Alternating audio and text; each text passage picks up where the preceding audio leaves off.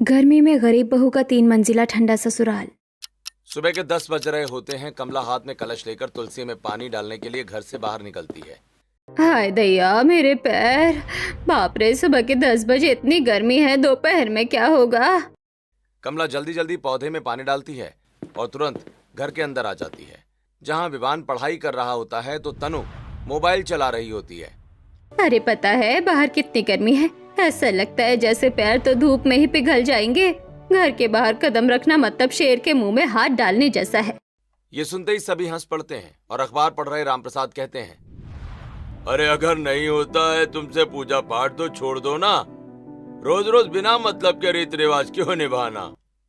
हाँ हाँ, मैं भी छोड़ दूं, और तुम लोग तो वैसे भी नहीं करते हो।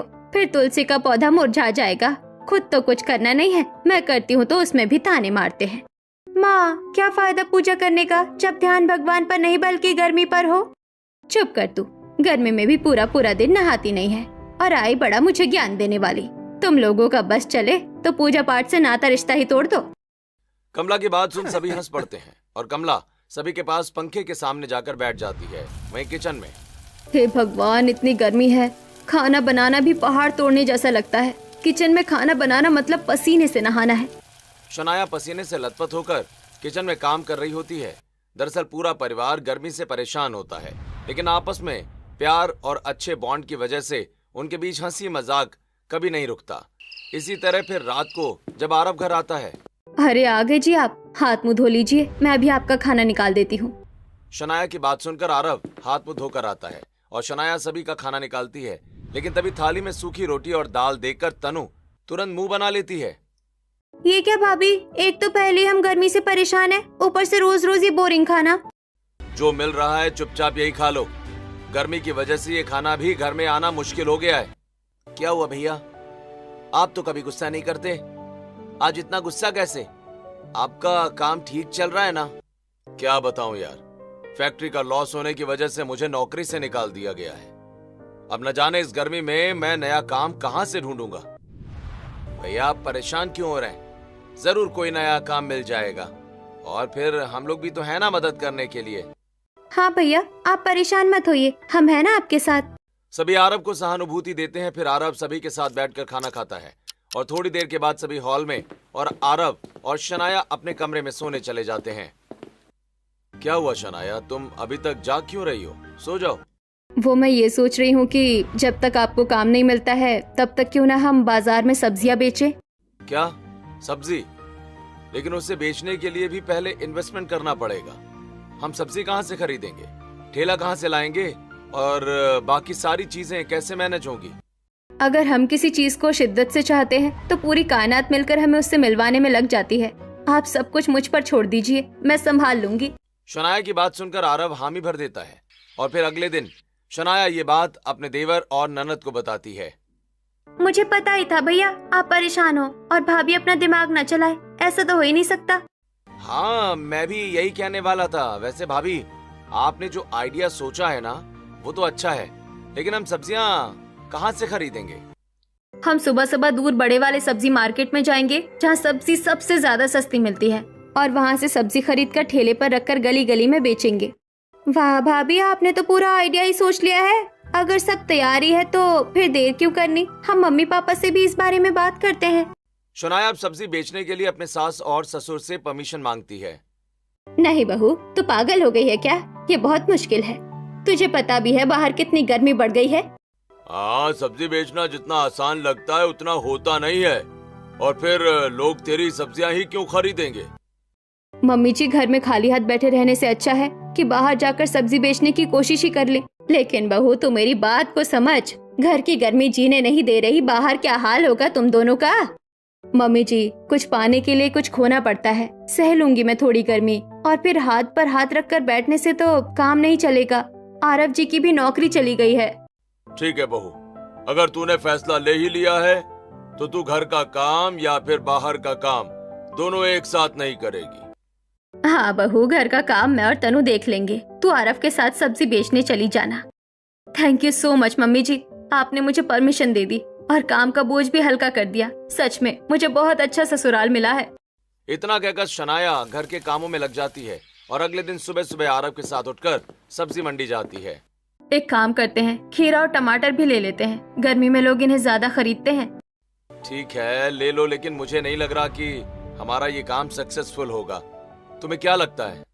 काम शुरू करने से पहले हम इस बात का पता कैसे लगा सकते हैं? वैसे भी हमें मेहनत करनी चाहिए, फल की चिंता नहीं।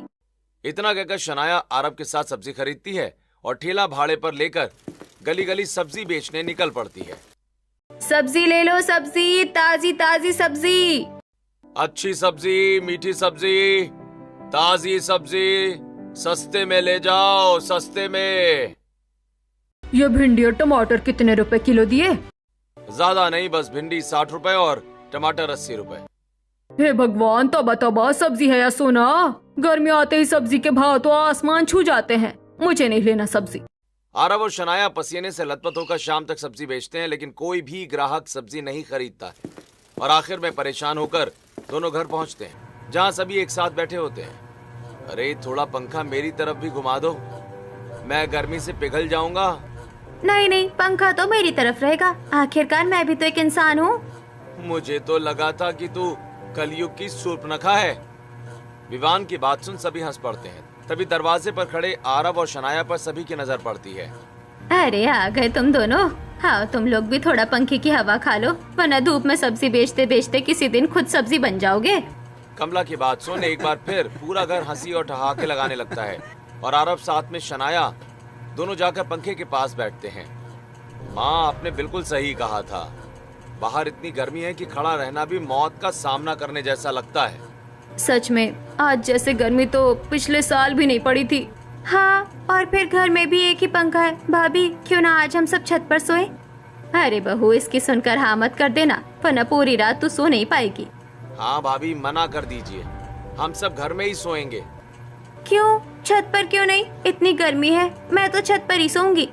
हे भगवान, कितनी जिद्दी हो गई है तू। अगर तुझे छत पर सोना है तो तू जा अकेले छत पर ही सो, हम सब तो घर में ही सोएंगे। कमला की बात सुनकर तनु तुरंत मुंह बनाकर अपना बिस्तर और तकिया उठाती है और छत पर चली जाती है। इन लोगों को क्या लगता है मैं अकेले छत पर नहीं सो सकती? मैं तो डरपोक हूँ। चलो जाने दो, मुझे क्या, अब तो मैं आराम से छत पर सोऊंगी। इतनी ठंडी ठंडी अच्छी हवा जो आती है, उन लोगों को सड़ने दो गर्मी में। तनु खुद में बड़बड़ाकर जमीन पर अपना बिस्तर लगाती है और सो जाती है। तभी कुछ मच्छर जाकर उसके कान के पास मंडराने लगते हैं। हे भगवान, ये छत है मच्छरों का डेरा। इतने ज्यादा मच्छर कहाँ से आ गए? तनु सोने की बहुत कोशिश करती है लेकिन सो नहीं पाती और बैठकर मच्छर मारने लगती है। ये निहायती मच्छर भी कितने दुष्ट हैं, मर भी नहीं रहे। इन्हें तो मैं छोड़ूंगी नहीं, आज एक एक मच्छर को पकड़ पकड़ कर मारूंगी।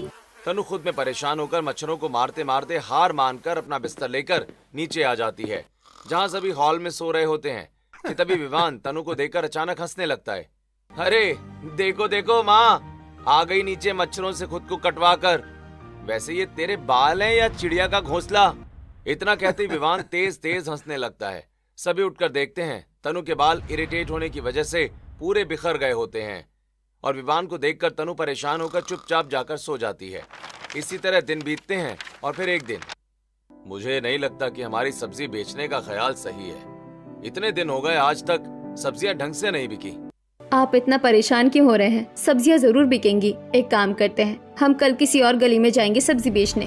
ठीक है, तो फिर कल हम उस अमीर अश्विनी जी के घर के पास जाएंगे। वहाँ के मोहल्ले के सभी लोग अमीर ही हैं। वो लोग महंगी सब्जियां होने के बावजूद खरीद लेंगे।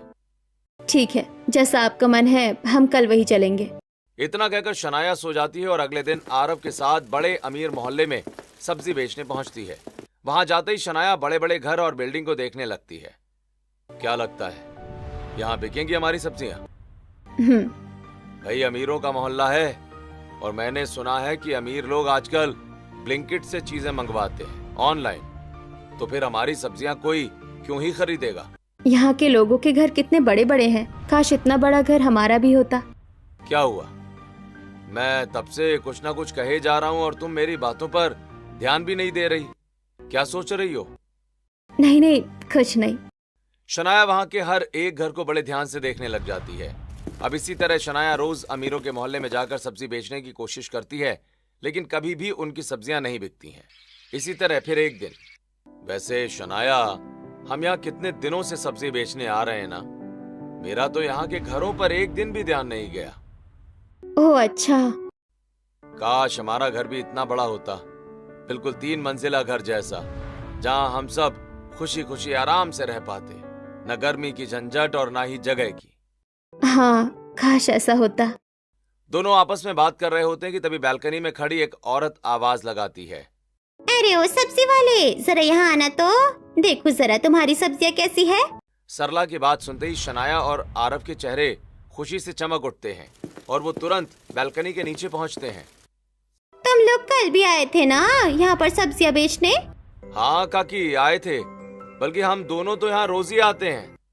वैसे तो यहाँ पर सब ऑनलाइन सब्जी मंगवाते हैं, लेकिन अगर तुम दोनों आए ही हो तो मैं तुमसे सब्जियाँ खरीद लेती हूँ। देखती हूँ तुम्हारी सब्जियाँ कैसी है, अगर पसंद आई तो हमेशा तुम लोगों से ही ले लिया करूँगी।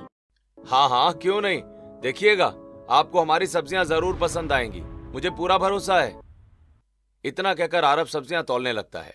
तभी बगल की बालकनी से मीनाक्षी बाहर निकलती है। अरे क्या बात है, हमारी सोसाइटी की सबसे रईस औरत आज ठेले से सब्जियां कैसे खरीद रही है? अरे कुछ नहीं, वो तो बस आज ऑनलाइन पेमेंट काम नहीं कर रहा, तो मैंने सोचा क्यों ना इन लोगों की सब्जियां ही खरीद कर देखूं। हाँ ये भी सही है, वैसे भी इनकी सब्जियां तो दिखने में ताजी लग रही है। मैं भी एक काम करती हूँ, आज इन लोगों से ही सब्जियां खरीद लेती हूँ। इतना कहकर मीनाक्षी भी ठेले से सब्जियां खरीदने लगती है और सोसाइटी में चहल पहल देखकर बाकी की औरतें भी बाहर निकलती हैं और एक एक करके आरव से सब्जियां खरीदती हैं, जिसकी वजह से आज पहली बार शनाया की बहुत अच्छी कमाई होती है। तुमने बिल्कुल सही कहा था शनाया, हमें हौसले और विश्वास के साथ काम करना चाहिए। तुम्हारी वजह से आज मुझे इतना मुनाफा हुआ है। हाँ, और अगर एक बार इन्हें हमारी सब्जियां पसंद आ गई तो फिर रोज हमसे ही खरीदेंगे। देखना, मुझे पूरा विश्वास है इन्हें सब्जियां जरूर पसंद आएंगी। अब चलो हम घर चलते हैं, घर वालों को भी ये खुशखबरी सुनाएंगे। इतना कहकर आरव और शनाया दोनों घर आ जाते हैं। क्या बात है भैया, आज आप बड़े खुश नजर आ रहे हैं। अरे खुश कैसे ना हूँ, आज पता है हमारा बहुत मुनाफा हुआ है और सब्जियां भी काफी बिकी हैं। अरे भाई वाह, ये तो बहुत खुशी की बात है, लेकिन बहू तू कुछ कह क्यों नहीं रही है? पापा जी, मैं सोच रही हूँ कि क्यों ना हम घर के पीछे वाली जो जमीन है उस पर 3 मंजिला बड़ा सा मकान बनाए। कोई जरूरत नहीं है अपना दिमाग चलाने की, घर बनाना गुड्डे गुड़ियों का खेल नहीं है। लेकिन मम्मी जी, वो जमीन तो खाली ही पड़ी है, अगर उस पर थोड़ी मेहनत कर ली जाए तो क्या पता परिणाम अच्छा मिले। नहीं, मैं नहीं दूंगी तुझे परमिशन। माँ, अगर शनाया कोशिश करना चाहती है तो इसमें हर्जी क्या है? हाँ कमला, वैसे भी वो जमीन तो खाली ही पड़ी है ना, क्यों ना बहू को अपनी इच्छा पूरी करने दे। ठीक है, कर लो कोशिश, लेकिन ध्यान रहे नुकसान नहीं होना चाहिए। ये सुनकर शनाया खुश हो जाती है। तभी विवान और तनु भी आगे बढ़कर कहते हैं, भाभी अगर कोशिश करना चाहती है तो हम भी उनका साथ देंगे, आखिरकार वो धूप में अकेले क्यों परेशान होंगी। हाँ, और फिर ये सब भाभी हमारे लिए ही तो कर सकती है, इसलिए हम भी भाभी का साथ देंगे। तो फिर ठीक है, कल हम सब मिलकर जंगल जाएंगे और घर बनाने की चीजें जुटाकर अपना 3 मंजिला घर बनाने की शुरुआत करेंगे। सभी एक दूसरे से हाथ मिलाते हैं और अगले दिन सुबह होते ही अपना नया सफर शुरू कर देते हैं। कमला और राम प्रसाद को छोड़कर बाकी सब जंगल पहुंचते हैं। जंगल में आकर ऐसा लग रहा है कि गर्मी कम हो गई है, लेकिन इसका ये मतलब नहीं कि हम यहीं पर पूरी जिंदगी काट देंगे। जल्दी जल्दी अलग अलग कामों में लग जाते हैं। तनु की बात सुनकर विवान बांस तोड़ने लगता है और आरव और शनाया बांस उठाकर घर लाते हैं। और फिर भाभी, अगर आपने घर बनाने का फैसला लिया ही है तो क्यों ना हम पहले एक अच्छे से घर का स्ट्रक्चर तैयार कर ले। हाँ, मैंने एक बहुत सुंदर सा घर इमेजिन कर रखा है। ठीक है भाभी, तो फिर हम काम शुरू करते हैं। एक तरफ से विवान बांस बांधने लगता है तो दूसरी तरफ से तनु सहारा देती है। सभी मिल बांट कर काम करने लगते हैं। तभी वहाँ राम प्रसाद आते हैं। भाई तुम चारों कितनी ज्यादा मेहनत कर रहे हो। हाँ, देखना भगवान तुम्हारी मेहनत बेकार नहीं जाने देंगे। हाँ पापा, वैसे भी मेहनत करने वालों की कभी हार नहीं होती। वैसे मेरे लिए भी कोई काम हो तो बताओ, मैं भी मदद करता हूँ, घर थोड़ा जल्दी बनेगा। नहीं नहीं पापा, हम सब काफी हैं, आप इस गर्मी में खामखा परेशान हो जाएंगे। इतना कहकर शनाया वापस काम में लग जाती है। पूरा दिन बीतता है और फिर रात को। अरे तनु, तुम्हारे हाथों में तो छाले पड़ गए हैं बांस उठाने की वजह से। मुझे माफ कर दो, मेरी वजह से तुम सबको इतनी मेहनत करनी पड़ रही है। भाभी, इसमें माफी मांगने वाली क्या बात है? अगर मेरे हाथों में छाले पड़े हैं तो आपके हाथों में भी तो चोट लगी है। हाँ भाभी, और फिर ये सब आप हमारे लिए ही तो कर रही हैं।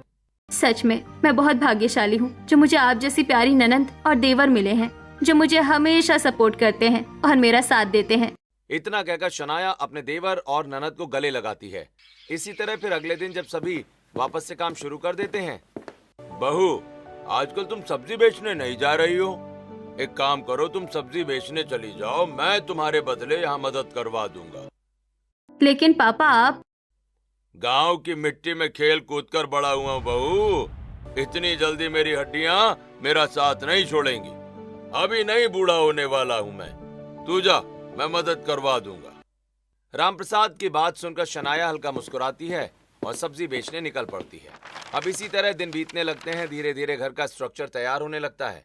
फिर एक दिन जब सभी काम कर रहे होते हैं, ना जाने सब लोग बहू की बातों पर इतना भरोसा क्यों कर रहे हैं। अभी चलकर देखती हूँ आखिरकार सबकी मेहनत का पसीना बर्बाद हो रहा है या उस पसीने की कुछ कीमत भी है। ये सोचकर कमला जैसे ही घर के बाहर आती है तो सभी को देखकर हैरान हो जाती है। एक तरफ विवान बांस ला रहा होता है तो वहीं दूसरी तरफ तनु और शनाया बांस को सहारा दे रही होती हैं। तो वहीं आरव बांस के ऊपर लटक कर छत तैयार कर रहा होता है। अरे मैं यहाँ लटका हुआ हूँ भाई, झूला नहीं झूल रहा। विवान जल्दी बांस दे। हाँ हाँ भैया, अभी लेकर आता हूँ, आप परेशान मत होइए। भाभी गर्मी बहुत लग रही है लेकिन घर बनने की खुशी भी है। वो कहते हैं ना, गर्मी या कोई भी परेशानी हमारे सपनों को पूरा होने से नहीं रोक सकती, इसलिए गर्मी के होते हुए भी खुशी का एहसास है। तनु शनाया से बात कर रही होती है कि तभी विवान बांस सिर पर उठाकर जैसे ही खड़ा होता है गोल घूमकर गिर जाता है। अरे अरे देवर जी, संभाल कर, चोट लग जाएगी। भैया आप बांस उठा रहे हैं या बांस आपको इतनी भी शक्ति नहीं है। छी छी छी। मेरा मजाक मत उड़ाओ। हाँ, हे भगवान, यहाँ लटके लटके मैं गिरकर मर जाऊंगा और पहले तुम लोग आपस में ही हंसी मजाक कर लो। हाँ। आरव की बात सुनकर सभी हंस पड़ते हैं और ये सब देख कमला की आंखों में आंसू आ जाते हैं। मैं बहू को गलत समझ रही थी, लेकिन बहू तो हम सबके बारे में ही सोच रही है और किस तरह पूरा परिवार उसका सपोर्ट कर रहा है। एक मैं हूँ जो उसका विरोध कर रही थी। अच्छा हुआ मैंने बहू को परमिशन दे दी। ये सोचते सोचते कमला वापस घर चली जाती है और धीरे धीरे कड़ी मेहनत से घर का एक स्ट्रक्चर तैयार हो जाता है। और फिर रात को, भाभी आप हमारे लिए कितना सब कुछ कर रही हैं, बाहर काम और अब घर में खाना भी बनाएंगी। जल्द आपके सपने पूरे हो जाएंगे।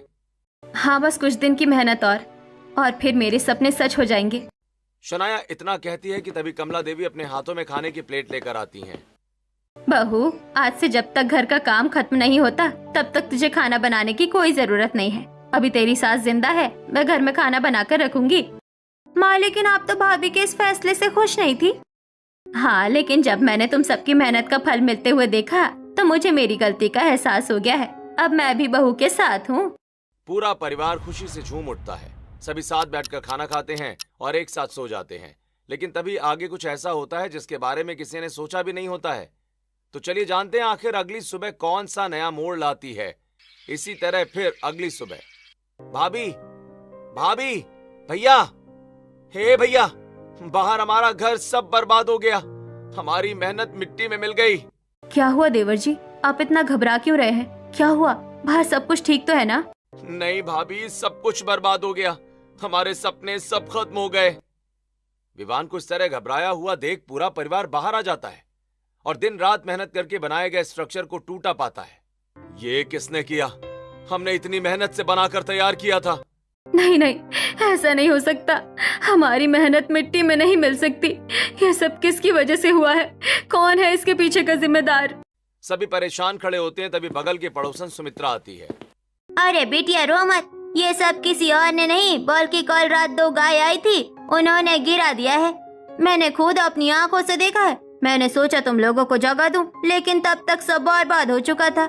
सुमित्रा की बात सुनकर शनाया तुरंत घुटनों के बल नीचे बैठ जाती है और जिंदगी में पहली बार फूट फूट कर रोने लगती है। सब कुछ मिट्टी में मिल गया। हमारे सपने टूट कर बिखर गए। अब सब कुछ बर्बाद हो गया। नहीं शनाया, तुम इस तरह हिम्मत नहीं हार सकती।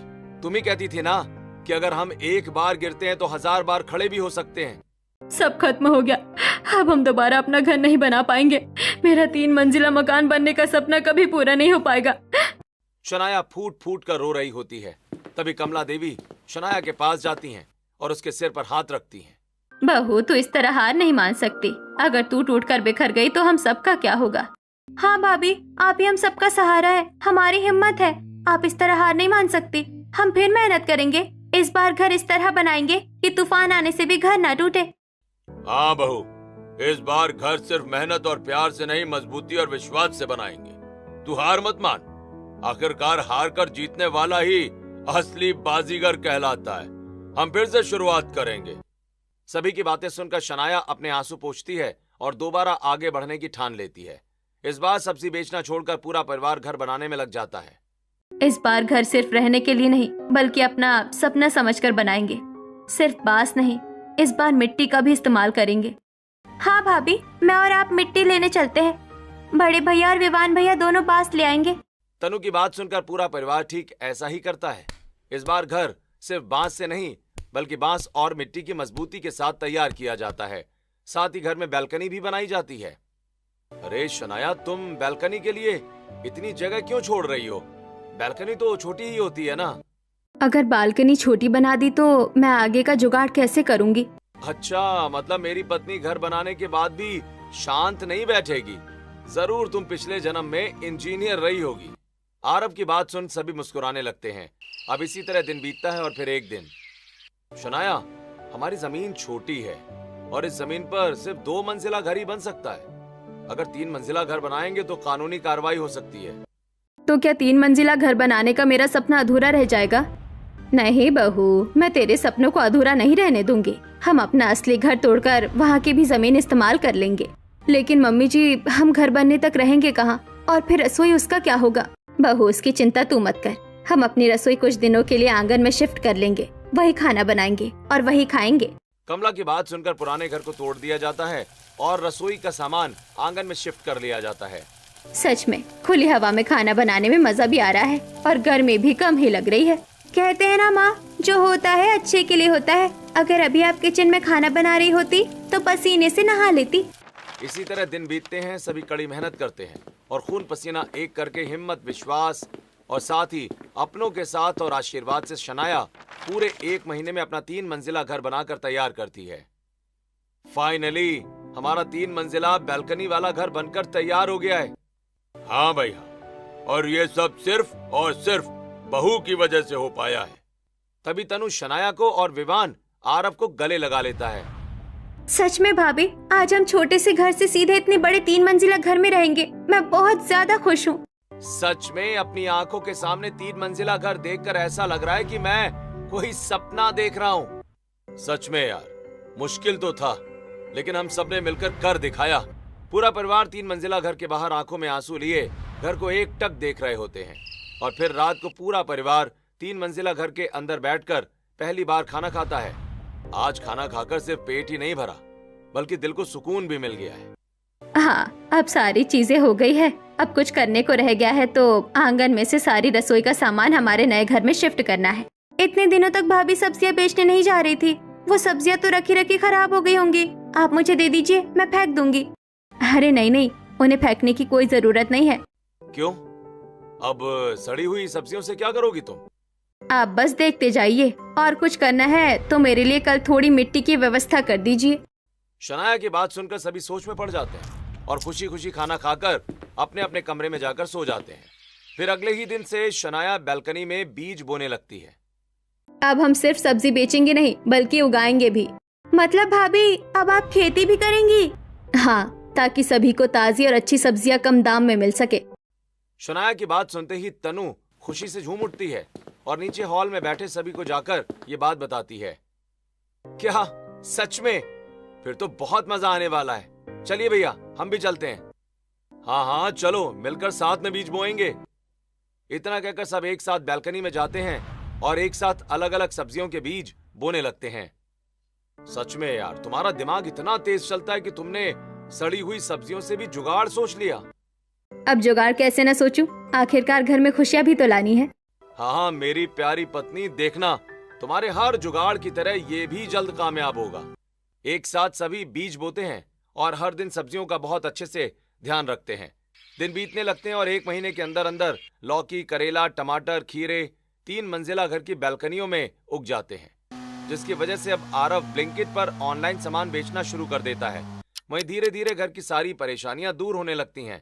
फिर एक दिन, अच्छा चलो शनाया, मैं जा रहा हूँ सामान डिलीवरी करने। वैसे आज हमारा सब्जियों का काम इतना अच्छा चलने लगा है। मैं सोच रही थी जहाँ से मुझे ये घर बनाने का आइडिया आया था और जहाँ सब्जी की पहली ग्राहक हमें मिली थी, हम वहाँ जाकर एक बार फिर सब्जियाँ बेचे। हाँ, ये तो बहुत अच्छा सुझाव है। जहाँ से हमने शुरुआत की थी, एक आखिरी बार उस मोहल्ले में हमें जरूर जाना चाहिए। ये सोचकर आरव और शनाया एक आखिरी बार अपना सब्जी का ठेला लेकर उस अमीर मोहल्ले में दोबारा सब्जी बेचने जाते हैं। सब्जी ले लो, सब्जी, ताजी ताजी सब्जी। ताजी सबसे सस्ती सब्जी ले लो, सब्जी ले लो, ताजी ताजी सब्जी ले लो। आरव और शनाया की आवाज सुनकर तुरंत घर से सरला बाहर निकलती है। अरे तुम लोग तो वही हो ना जो पहले यहाँ सब्जी बेचने आया करते थे। सच में तुम लोग जितने दिन नहीं आए उतने दिन ताजी सब्जियों को लेकर बहुत प्रॉब्लम हुई है। हाँ हाँ काकी, हम वही हैं। तभी सरला सब्जियों को हाथ में उठाती है। अरे ये तो पहले से भी ज्यादा ताजी सब्जियाँ हैं और ऐसी सब्जियाँ तो अब मुझे ऑनलाइन भी नहीं मिलती है। काकी, दरअसल अब हम ऑनलाइन भी सब्जियां बेचना शुरू कर चुके हैं और हम तो यहाँ बस एक आखिरी बार आए हैं अपनी पुरानी यादें ताजा करने। हाँ काकी, हम सिर्फ इसलिए ही आए हैं। वैसे आप हमारी पहली ग्राहक थी, इस वजह से आज आप फ्री में सब्जियाँ लेकर जाइए। तुम लोगों ने फ्री में सब्जी देने की बात कही, मेरे लिए तो बस इतना ही काफी है। चलो जाओ, अब घर में बैठो, मैं तुम्हें पानी पिलाती हूँ, तुम लोग थक गए होगे। सरला बड़े प्यार से आरव और शनाया को घर के अंदर ले जाती है। घर अंदर से बिल्कुल ठंडा, घर में कूलर और साथ ही छोटा सा स्विमिंग पूल भी होता है। ये लो पानी पी लो, इस गर्मी में थक गए होगे। काकी, मैंने सुना था अमीर लोग बड़े मतलबी और दिखावटी होते हैं, लेकिन सच में आपने इन बातों को गलत साबित कर दिया हमारा इतना अच्छी तरह से स्वागत करके।